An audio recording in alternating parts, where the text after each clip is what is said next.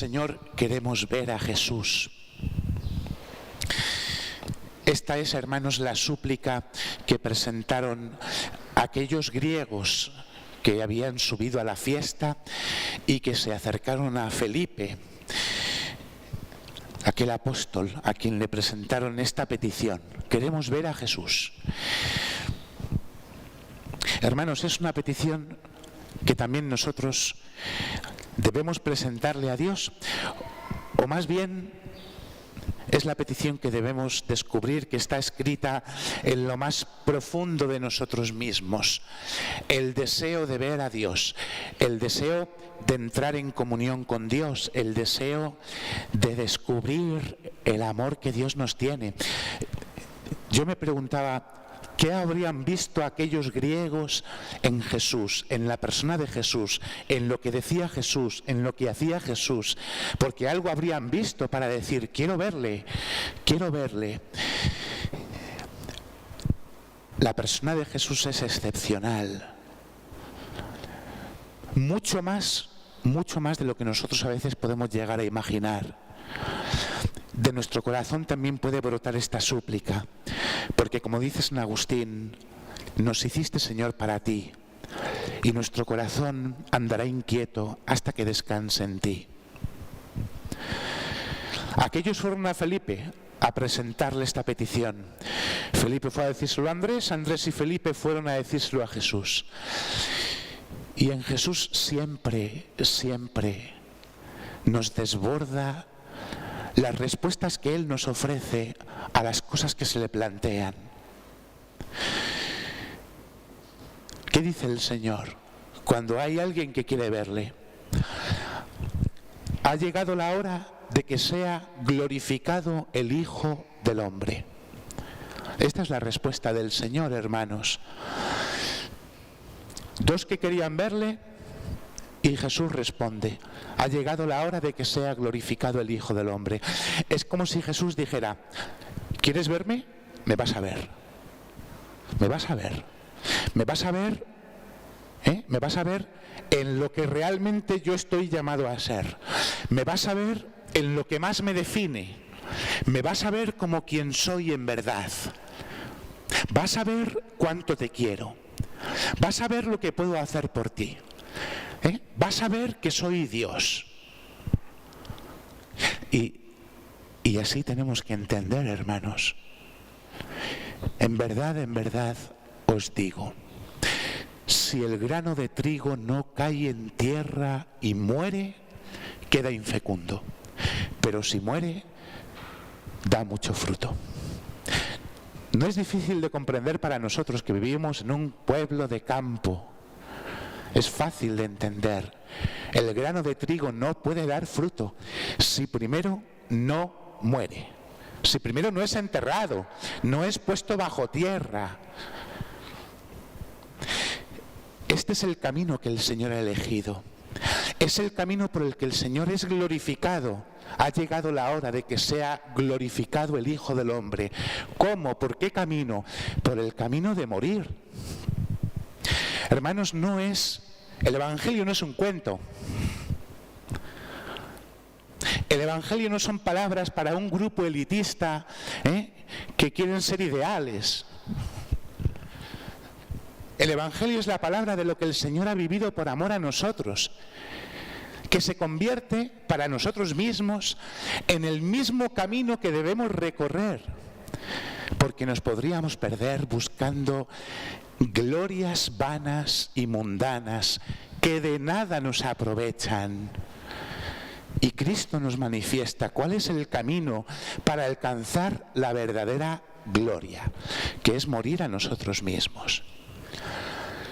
Y se trata de aprender a morir a nosotros mismos, en nuestros gustos, en nuestras apetencias, en nuestras comodidades, en cómo quiero yo que salgan las cosas, en mis planes, en mis criterios, en mis razonamientos. Morir a mí mismo. Morir a mí mismo, incluso si la voluntad de Dios pasara por morir de verdad, vaya. Porque Jesús murió de verdad. Porque lo que Jesús nos cuenta no es una parábola para poner un ejemplo. No, que Él murió de verdad. Que Él murió de verdad. El que se ama a sí mismo en este mundo se pierde. El que se aborrece a sí mismo en este mundo se guarda para la vida eterna. Esta es la palabra que el Señor nos dirige hoy, hermanos. Y por eso tenemos que aprender a desprender de nuestra alma, de nuestro corazón y de nuestra vida todo aquello que impida que Cristo no sea el único Dios de mi vida, que no sea lo más importante en mi vida. Por eso hay que morir a uno mismo. Porque si no, buscaremos la vida en otras cosas, pero nos alejaremos de la vida que Dios me puede dar, que es la más grande, la más bella y la más verdadera. Este es el camino que hizo el Señor, hermanos, con mucho dolor, con mucho sufrimiento.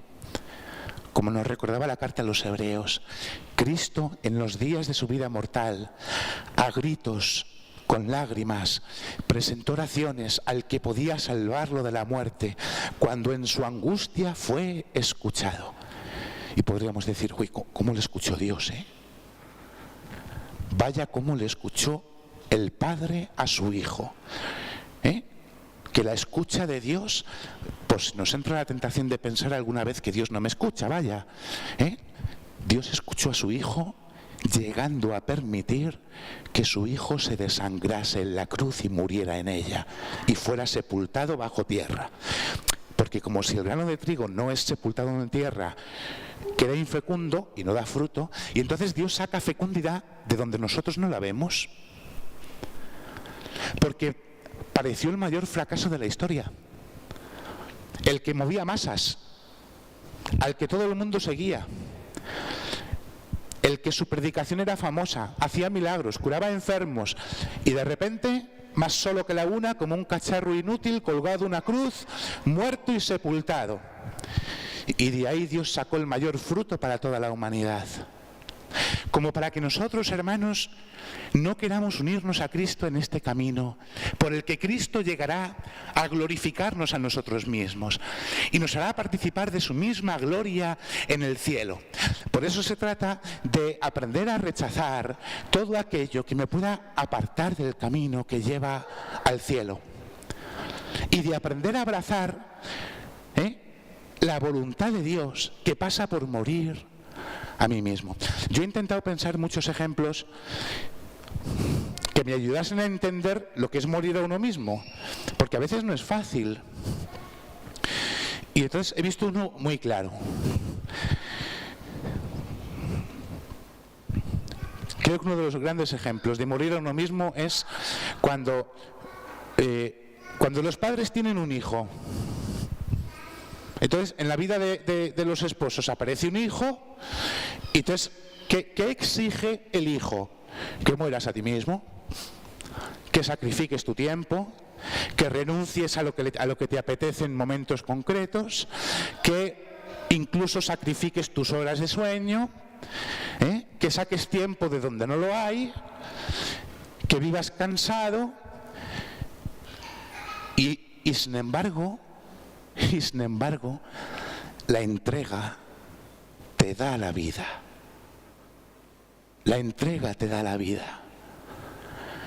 Los hijos, no seáis ingratos con vuestros padres, que os dan la vida.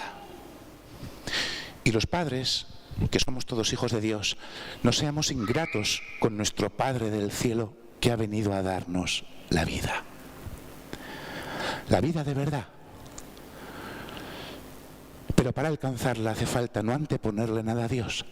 Hace falta llegar incluso, hermanos, si es necesario, a aborrecer este mundo, a aborrecernos a nosotros mismos, a aborrecer las cosas que el mundo nos ofrece, a aborrecer los razonamientos y los criterios con los que el mundo vive, para vivir única y exclusivamente de la fe, que me ayuda a vislumbrar la gloria que Dios me puede dar. Y entonces nosotros, en nuestra vida mortal, también con gritos y con lágrimas, debemos presentar oración y súplica al único que puede salvarnos de la muerte. Porque al final, a lo que Dios ha venido es a salvarnos de la muerte. Y entonces tendremos la experiencia de cómo en nuestra propia angustia seremos escuchados, si antes estamos dispuestos a morir a nosotros mismos, a escuchar la palabra de Dios, que nos dice: el que quiera seguirme, que me siga. Y donde estoy yo, allí también estará mi servidor. ¿Y dónde está Cristo, hermanos? En la cruz. En la cruz colgado como un maldito. En la cruz colgado solo, sufriente, como para que nosotros rechacemos el camino que nos lleva a la cruz, donde podemos encontrar la gloria más grande. Solamente en ese camino es donde descubrimos la nueva alianza que nos hablaba la primera lectura, que Dios ha querido establecer con el hombre. Esa nueva alianza que Dios ha escrito en nuestros corazones, porque está escrita con la sangre de Cristo que se derramó en la cruz. Es esa sangre que nos purifica el corazón. Son los brazos abiertos de Cristo en la cruz, que están abiertos para abrazarme a mí, que soy un pecador, y perdonarme y darme una vida nueva. Esa vida que puedo conocer amando a Dios por encima de todas las cosas. Entonces, si no conocemos, hermanos, si no conocemos este amor, es que no conocemos al Dios que ha muerto por nosotros. Si no estamos dispuestos a entregar la vida por amor a Dios, entonces es que no hemos conocido al Dios que ha muerto por nosotros. Porque fijaros que al principio de la misa, en la oración colecta, le hemos pedido a Dios: concédenos avanzar animosamente, con ánimo, con ánimo, no con resignación, no me queda otra, no, con ánimo. Concédenos avanzar animosamente hacia aquel mismo amor que movió a tu Hijo a entregarse a la muerte por la salvación del mundo. Esta es la oración colecta que reza toda la Iglesia hoy, no solo aquí, en todos los lugares del mundo. Toda la Iglesia reza esto. Vosotros lo rezáis, pero no lo sabéis, porque lo reza el cura en nombre de todos. Y todos habéis dicho amén. Y hemos dicho que sí, pero verdaderamente queremos avanzar con ánimo hacia el amor que le ha movido a Cristo a entregar su vida a la muerte por la salvación nuestra. ¿O queremos avanzar hacia dónde queremos avanzar, hermanos? Qué importante es que no perdamos de vista esto, que si avanzamos es para vivir en comunión con Dios, para vivir unidos a Dios, para dejarnos salvar por Dios, para experimentar cómo la cruz de Cristo atrae mi corazón al suyo, donde Dios me da una vida completamente nueva, para que entendamos que no podemos vivir sin Él.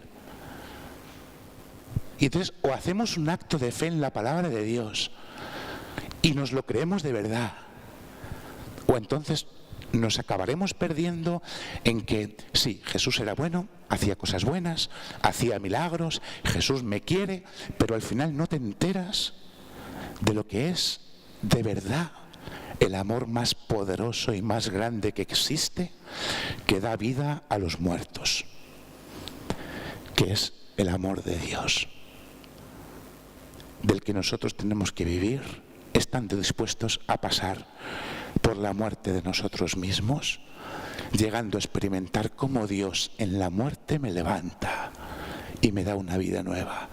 Esto es la Pascua, que celebraremos dentro de bien poco. Por eso, en la última semana de Cuaresma, no podemos apartar la mirada de aquel que ha venido a entregar su vida y que nos dice: esto no es por mí, es por vosotros. Esto de lo he glorificado y volveré a glorificarlo no es por mí, es por vosotros, porque Dios quiere glorificarme, pero no me va a glorificar por otro camino que no sea este, Y por eso no hay que anteponerle a Dios nada. Y entonces cuando se trata de no anteponerle a Dios nada, lo que tenemos que pensar es si hay otras cosas que hayan sangrado por mí, que se hayan dejado de sangrar por mí. Si alguna vez veis al dinero echar sangre por amor a vosotros, decídmelo para que yo me lo crea también. Si veis alguna vez que la salud o los sistemas sanitarios son capaces de dejarse de sangrar por vosotros, el único que ha derramado su sangre por amor a nosotros es Cristo. Por eso solamente Él se merece todo el amor que hay en nosotros. Amén.